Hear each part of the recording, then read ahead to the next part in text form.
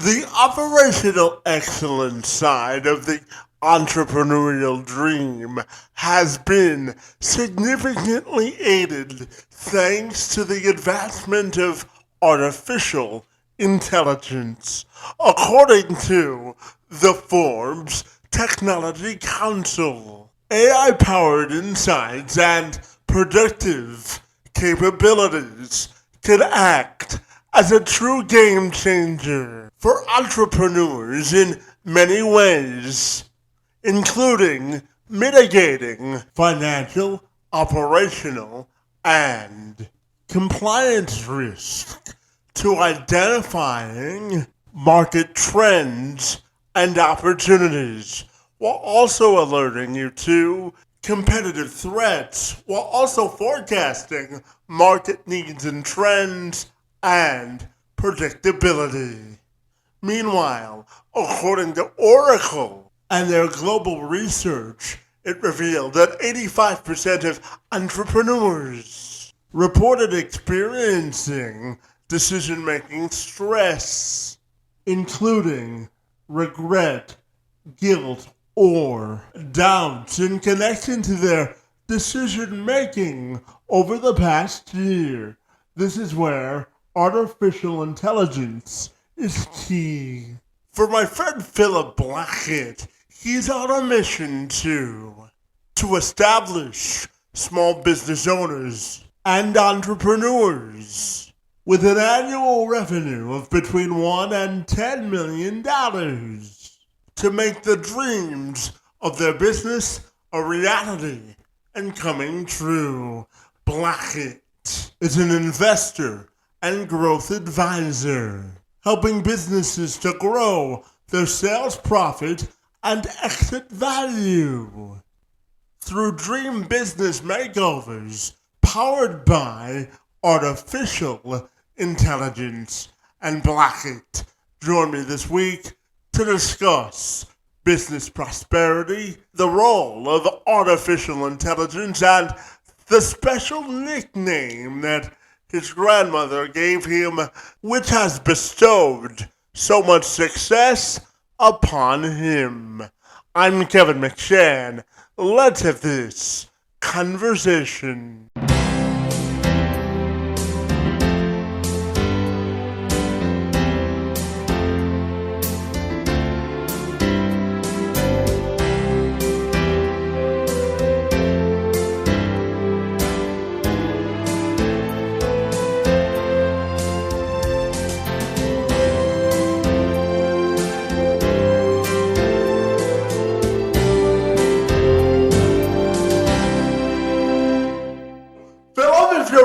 Take a moment, my friend, to welcome you to the program, and I'm super excited to learn all about your experience in business and how you help business owners use artificial intelligence to grow their business, my friend. Great to see you this afternoon, and thanks so very much for being here. Thank you so much. I really appreciate it, Kevin.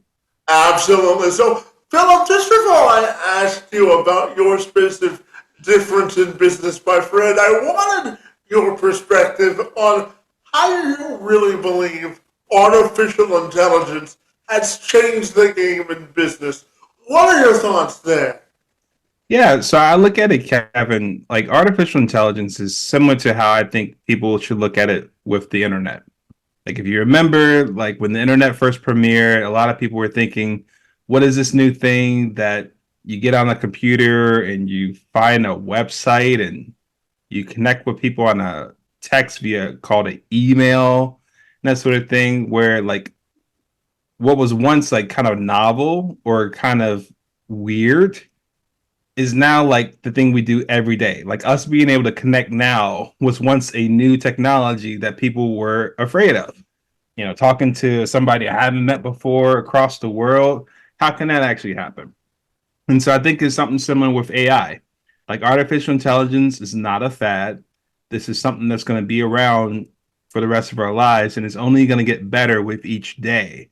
So it's very important for us to know what it's about, and more importantly, how we can apply it to our own careers and our own businesses to help further grow ourselves and how far we can go with this. Yeah, absolutely. No, Philip, I know you specialize in helping businesses grow and scale their profits and values through artificial intelligence and proven strategies, my friend. So tell me about your expertise, my friend, and what makes you so fabulous. Yeah, so I think the big thing is helping small business owners and entrepreneurs know what artificial intelligence is, which is a huge question to answer sufficiently.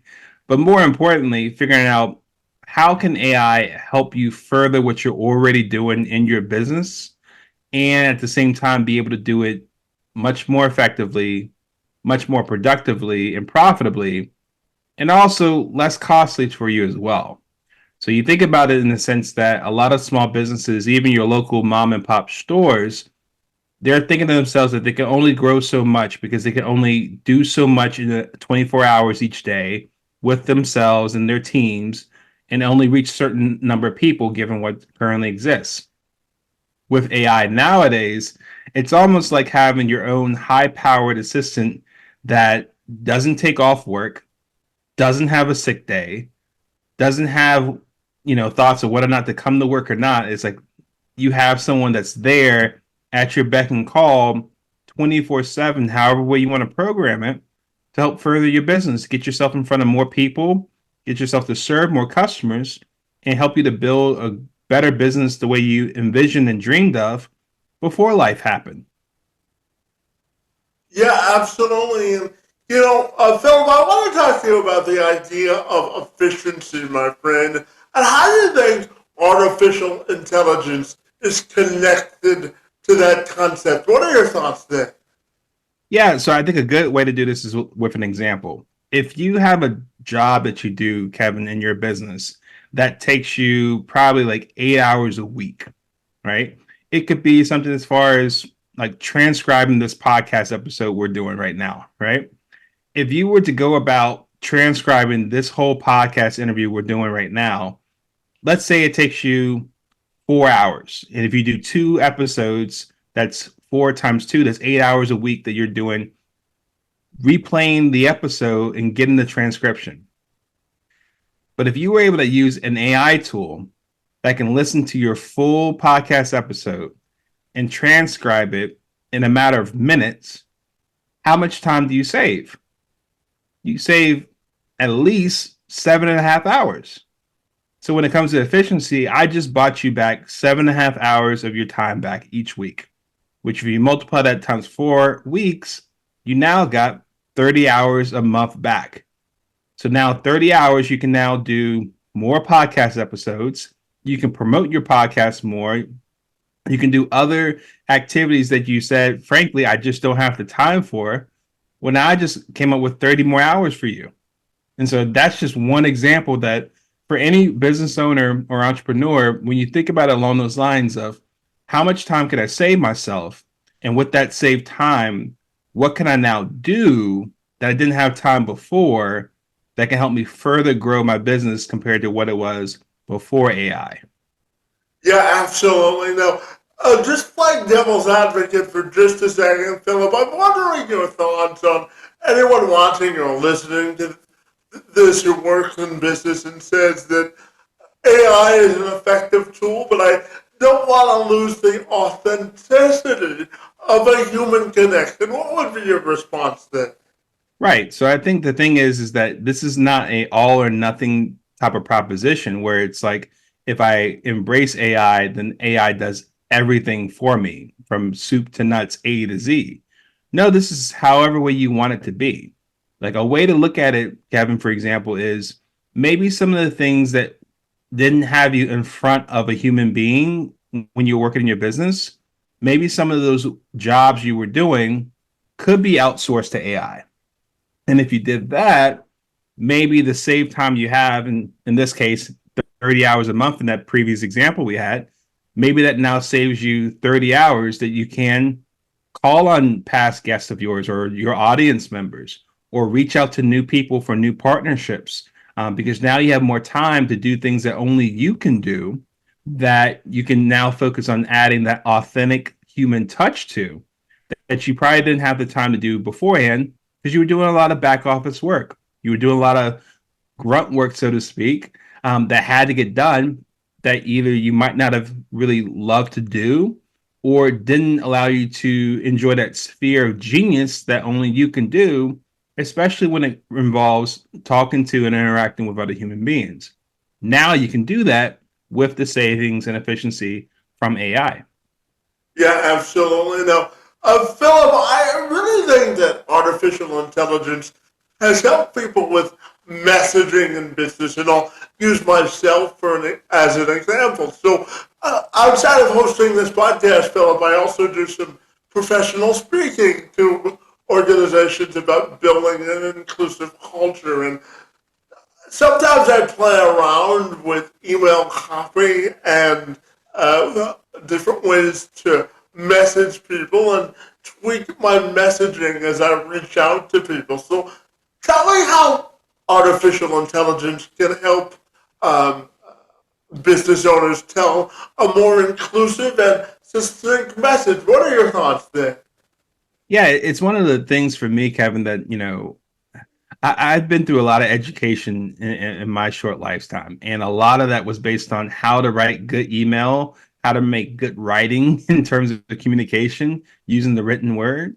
And that now you have a number of AI tools that you don't have to go through all the education I've been through to deliver top notch, like professional, whether it's emails or sales copy, or in your case, if you're speaking, right, being able to come up with compelling proposals to reach out to other organizations that are looking for speakers like you, that you might think to yourself, oh man, there's like 6 conferences I love to speak to in the coming summer, but I don't have enough time to do all those proposals.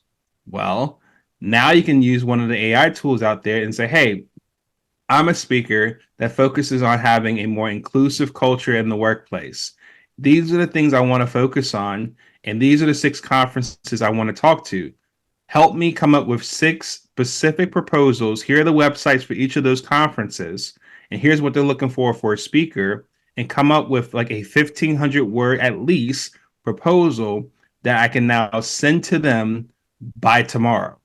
And you don't even have to wait till tomorrow to get those proposals. You literally probably wait like 30 minutes.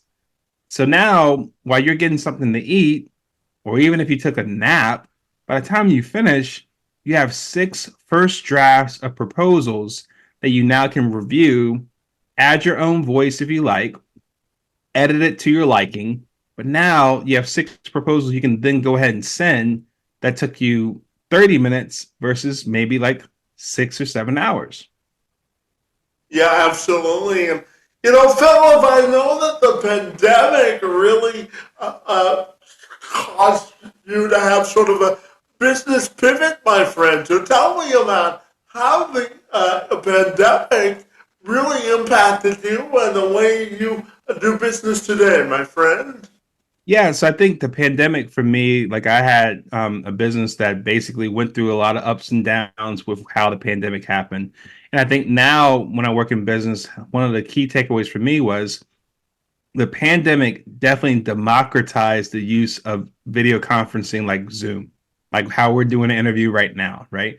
It definitely made people feel more comfortable that they didn't have to meet in person with everybody. Now it's like I can meet with just about anybody, regardless of time zone, and be able to not have to take a flight or drive or take a train, and be able to reach out to people. So now my main focus is finding great people like yourself, Kevin, to talk to, and we can have a conversation. And we don't have to necessarily plan logistics as far as how you're going to travel, where you're going to stay, where you're going to eat. You can do it all from the comfort of your own home or home office, from that standpoint too. So I think for me, the pandemic was definitely one that opened my eyes to saying, hey, we now have more people open to doing business over the internet and over video conferencing like Zoom. So let's absolutely take advantage of that. Yeah, absolutely. And, Philip, I know that you've got an extensive business history and experience, my friend. And you tell me that you've learned valuable lessons based off where you've been in business. I know that you worked for Chick-Fil-A, Goldman Sachs, and the Bank of America, just to name a few, my friend. And I'm wondering how it educated you with the knowledge in order to help 6 to 7 to 8 figure businesses succeed, my friend. Tell me more. Yeah, so I think part of that, Kevin, is learning not so much just the job at hand that you're asked to do, but in those type of organizations, like you said, like a Chick-fil-A, a Goldman Sachs, a FedEx, a Bank of America. These are like not six-figure businesses, not seven-figure businesses, not eight-figure businesses. We're talking about 9, 10-figure plus businesses that have established ways of doing jobs and established processes, and you're learning exactly how you best go about getting the job done in your field. And so I think for me, it's one where, when you have like a mentor mentee relationship, it's helpful to know what Big Brother is doing. It's helpful to know for the person that's doing it a lot bigger, at 9 or 10 figures in revenue, what are they doing that you can now apply in your business that's, going 6 figures or 7 figures or 8 figures, to say, hey, what are the lessons learned? What are the key takeaways? What are the trade-offs I can put into place now that can help me further my growth towards getting that next level of success, that next level of growth and profitability? And so I think a lot of those experiences, knowing how they go about culture, how they go about operations, marketing, and sales, really just taking all those experiences in one and saying, hey, I now have these experiences I want to be able to share with you and apply that to help your business go to where you want it to go. Yeah, absolutely. And Philip, what do you think it means to operate with common sense in business? Yeah, I think for me, operate with common sense means a lot where it's like, okay, let's focus on the merits at hand. Like if we're going to do something, let's see how it performs and what's the logical conclusion on how we go from here. I know we may have two different ways of thinking or more, different ideologies or ways of thinking, but if nothing else, let's come up with a decision to experiment a certain way, see how it performs, see how we can make any tweaks or ways to optimize it. Or if it's not working out well, let's let common sense play a role here and say, hey, maybe we just discontinue this and come up with a different idea. So being able to operate with common sense, Kevin, to me comes up as saying, hey, let's find out what is going well. Let's do what's right. And let's not focus on being right. Let's make sure we get it right. Yeah, absolutely. And, Philip, I know that you're passionate about helping people achieve their dream business makeover, my friend. And tell me, how do you think businesses can proactively and strategically sort of expedite this process of growth, sales, and profit and exit value, my friend? So, what is your definition of becoming a dream business makeover, my friend? What are your thoughts there? Yeah, so the reason why I call it dream business makeover, Kevin, is that honestly, a lot of times when we start a business, we had dreams associated with it, with how we want it to go. And oftentimes, the dream when we first got started is a lot different from how it actually came about once we actually started putting in the work. And that sometimes we might think we're caught in a rut, we're caught in a certain way of doing things that we think that we can't get back to our ideal state of where we want the business to go. And so what essentially happens here is that I focus on helping business owners say, hey, let's figure out where you are as a business now. Let's figure out where you are trying to go now in the next year, 2 years, 5 years, and that sort of thing. And figure out how do we bridge that gap? How do we like shore up the difference between where you are currently to where you want it to be? And that essentially is that makeover process where we're helping them grow their sales, their profits, their exit value for that sake. So that at the end of the whole process together, they're going to look back and say, wow, look at how much growth we've experienced together. And more importantly, us being able to realize the dream we had when we got started now is right in front of us with our business. Yeah, absolutely. Now, Philip, I'm going to take you back to 2008, buddy. It was my first year in college, and I originally started my professional journey, I wanted to be a sports reporter. And the first sort of message that our journalism professors put on the board was the only thing you have in journalism is your name, and once you lose it, you lose all credibility. And it's the same in business, my friend, when we're talking about building a credible reputation. So, what do you think it means, and how do you define building a credible reputation in business? Yeah, so I can't exactly think of the exact quote that Warren Buffett said with regards to reputation, but to paraphrase it, it says something along the lines of, building a reputation takes a lifetime to make, and it only takes one action to destroy it. And so when it comes to like your name and your reputation, whether it's just you personally or when you're talking about business, building a great reputation, a great name, it takes small acts consistently of good works, right? The way we talk to one another, the way we respond to emails, how quickly or how promptly we do that, how much work we put in, besides what people see. Just doing good acts consistently over time. That's what builds that strong reputation. But also on the flip side, being cognizant of the things not to do that can be that quick action that destroys your reputation in such a quick sort of time. So being watchful of the things to do and the things not to do, the people to work with and the people not to work with, it is a balancing act. But at the same time, that's what helps over time build a great name that people can look at with regard, with high esteem and high respect, and that want to work with someone like you.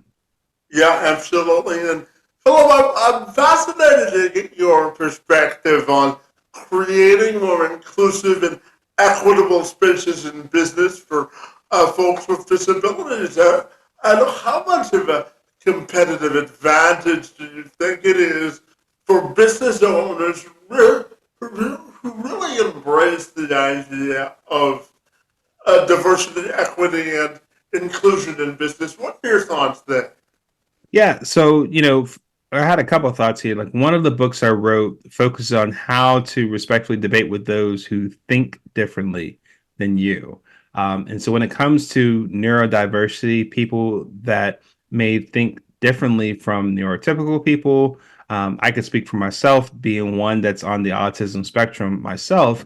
I come across things differently from a lot of my colleagues, but you will never know of it if there's not an opportunity to participate and share your thoughts or your viewpoints. So when you think about inclusivity, Kevin, in the workplace, it's not going just off of how somebody looks on the outside.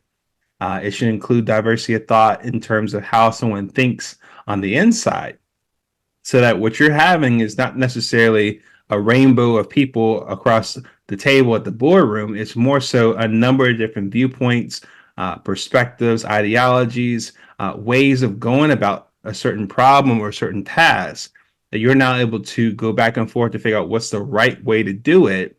And that over time, because you have that mixture of perspectives, you're much more prepared on what can go well, what can not go so well, and you're prepared either way so that you have the best chance of being successful at whatever you decide to do. Yeah, absolutely. And Philip, I want to explore the idea of building positive professional and personal relationships. And how do you think it's interconnected to achieving generational wealth? What are your thoughts there? So I think positive professional relationships is dealing with networking with the right type of people. And so how it relates to generational wealth is that oftentimes, more than likely, we didn't come out the womb knowing how to build generational wealth, right?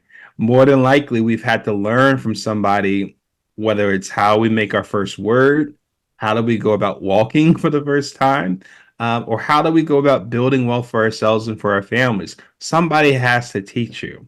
And so I think that's the same part too, where when you embody a growth mindset that's willing to work with other people and being vulnerable and open for help, and being vocal about asking for that help for the right people to talk to and build those powerful, positive professional relationships that over time, what that means is that you can learn from that person you're engaged with, or that person can introduce you to other people to build your network out so you're exposed to the right things, the right opportunities that can allow you to take advantage of building wealth, not just for yourself, but also for the next generation in your family. Yeah, absolutely. And I know one of your most powerful influencers was your grandmother, Philip, and she gave you the nickname of the special package, my friend. So tell me, what does that nickname mean to you, and how has it been an asset to you professionally, my friend? Tell me more. Yeah, so I think for me, like the special package is a nickname that I personally and permanently uh, included on myself as far as like a reminder. Um, Even though my grandmother is no longer here, I think that when I reflect back on the fact that when I was growing up, when autism spectrum was seen as something completely different from how it looks like now in 2024 and beyond, my grandmother invested in me quite a bit for me to learn what I need to learn so I can work with anybody else just like anybody else, right? And so when I think about that and what special package means and how that relates with what I got going on now is she saw something in me that I didn't see in myself just yet. She saw a lot of the gifts that many people didn't see all wrapped up in one person. And she never wanted me to forget that. And that's where she came up with that nickname for me. So going through school, going through work, now having a family of my own, raising two kids with my wife, it really is something where it's like, okay, that type of investment that she had in me, I want to invest in people that I care about as well, whether it's my own family or other people I work with as well.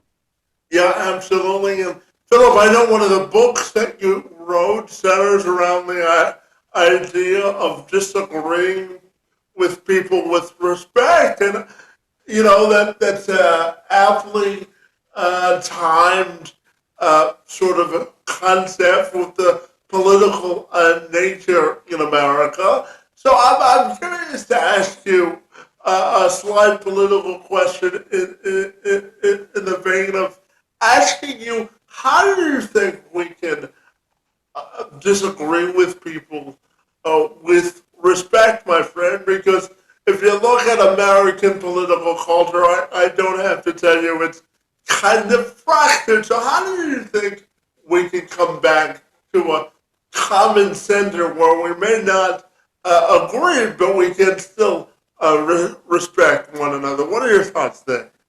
Yeah, so I think the inspiration behind that book, Kevin, came from when I was growing up in Memphis, Tennessee.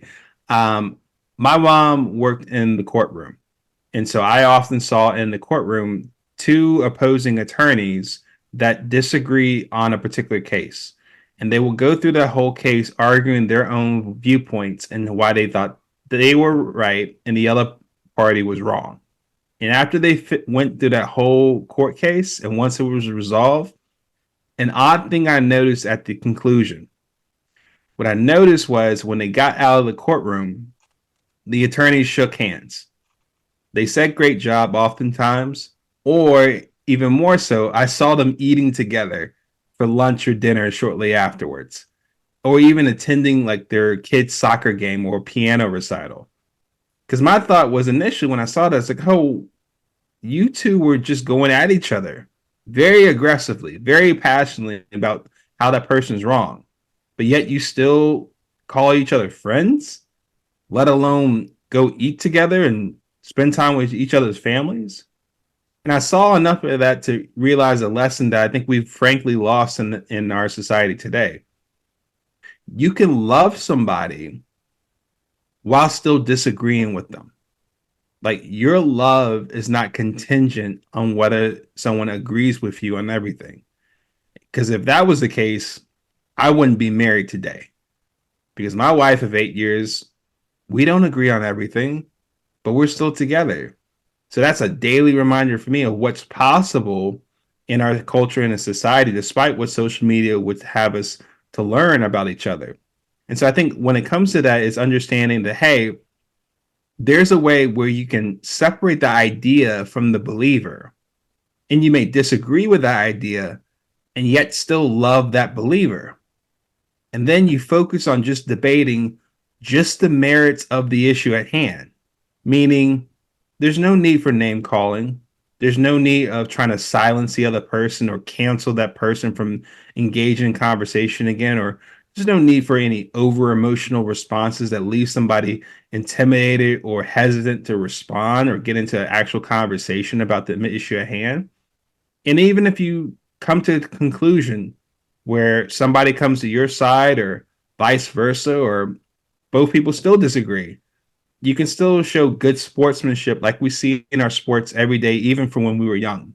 You can shake hands, thank the other person for what transpired, and you can still love and appreciate that person afterwards and leave the door open to learn more about the person's perspective. Like, these are the steps I think that if we were to come up with that sort of framework and embody that with people that we disagree with, whether in politics or in business or even on the kitchen table in the living room in our own families, I think we'll have a much better way of embracing the relationships we have without it going sour. Yeah, thanks for sharing that, because I think common respect goes a long way, doesn't it? Absolutely, I agree. Absolutely.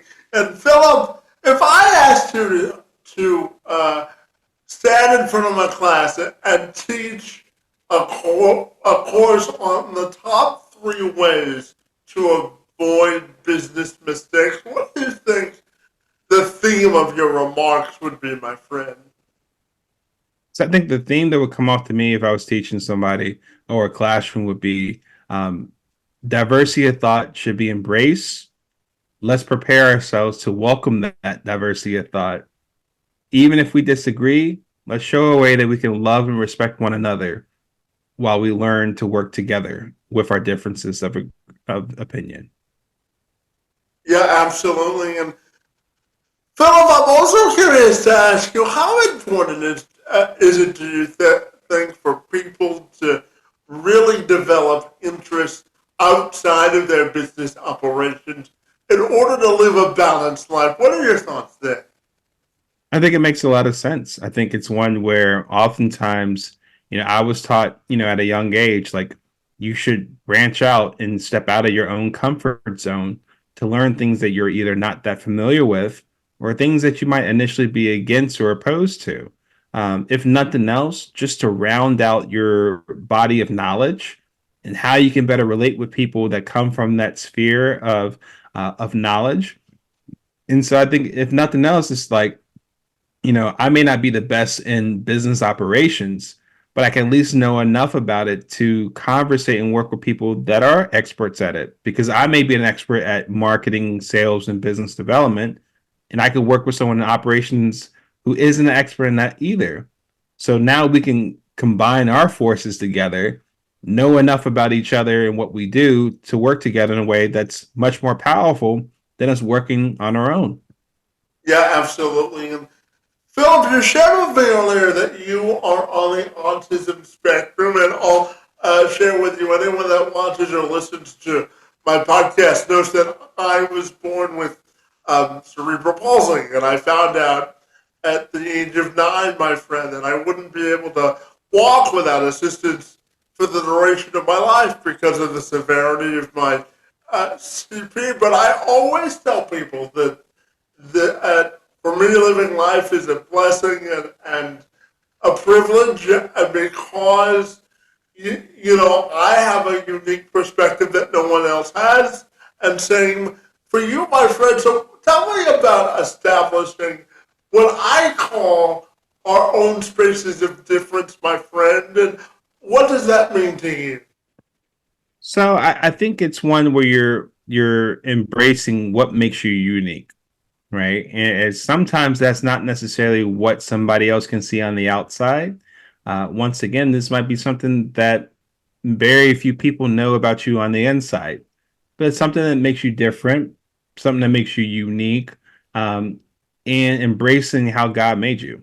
So I think that's where it comes off to me, like that space of difference, embracing how you've been uniquely made, and at the same time, how you can work with other people and not only recognizing that difference, but seeing the beauty of that and how it can be joined together with other people's differences. That something beautiful can come out of that collaboration as well. Yeah, absolutely. And as a father of two boys, Philip, I'm wondering your thoughts on what do you think it means to give your kids the emotional courage to explore different opportunities in life? So, as a parent, how do you want your kids to use their emotional and mental intelligence and character to contribute to the world? Yeah, so I think that's part of like embracing that space of difference for each kid. Like for each of my daughters, they have a sense of knowing and learning about their own personality, their own interests, their own passions in particular that I know will grow over time. And so for me, it's more so how can I expose them to different things, ask them great questions for them to think things through, and allow them to experiment and see how does it resonate with them, and is it something that they can keep doing over time? Maybe they not. Maybe they decide to do something different. But just showing that that's part of life where a lot of the times you're trying some new things and either it's something you like or dislike or things work out or they don't. But nevertheless, you just keep living. You just take it one day at a time. You stay resilient and you keep taking full advantage of the new day you have in front of you. Yeah, absolutely. And Philip, I'll end our conversation with this question, my friend. It's a two-part question. So, when you look at your own life, my friend, I'm wondering about legacy and how you want your personal and professional legacy to be defined. And just lastly, I'm curious, when you explore your own space of difference, what do you hope sort of emulates to other people when you explore your own space of difference? What's important to you, my friend? Yeah, so I think combine those two questions. I think what I want to be remembered as is somebody that, you know, had a sense of uniqueness about himself and was courageous and bold enough to share it with other people. Fully understanding that, that space of difference, as you talk about, Kevin, is one that a lot of people will resonate and appreciate. And I'll also understand that there'll be some people that don't feel that way. But nevertheless, I don't let that become a fear of mine to basically shine my light for other people in a way to help them live more authentic lives that are based on principles, and worldview for themselves rather than peer pressure, at the moment to conform to something that may not be fitting for them. And so I think for me, it's just really sticking with, being a principled man that stands on great values for myself and my family and what I want best for my community, and really sharing that light for other people to say, hey, embrace who you've been made out to be and find a way to be a blessing to other people you come across each day. Yeah, absolutely. And I lied. I have one more question for you, my friend. I'm curious to ask you about closing the gap of inequities in America and really sort of standing in the space of making a meaningful difference in life. What do you think that means?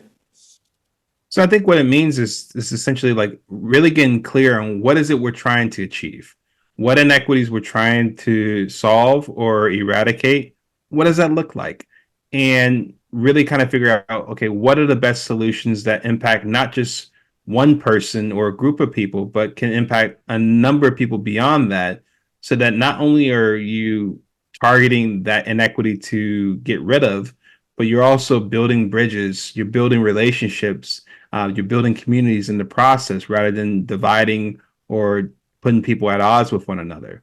So I think it's having that inclusive approach, as you talked about before, that you have people united to make life better, not just for certain people, but for as many people as possible. Yeah, absolutely. And Philip, follow it that way. If people want to get connected with you, my friend, what's the best and most efficient way they can do that? Absolutely. So my website is philipblackett.com, philipblackett.com. And also feel free to follow me on LinkedIn as well. Or if you're interested in any of my books, you could just look up my name on Amazon.com. Fantastic. Well, Philip, I really enjoyed our wide-ranging conversation about life, artificial intelligence, and business, and so much more, my friend. You're off to a running start in making your difference in this space of entrepreneurship, and I want to thank you for engaging in conversation with me this afternoon. It's most appreciated. Absolutely. Likewise, Kevin. Thank you so much for the opportunity to have a conversation with you.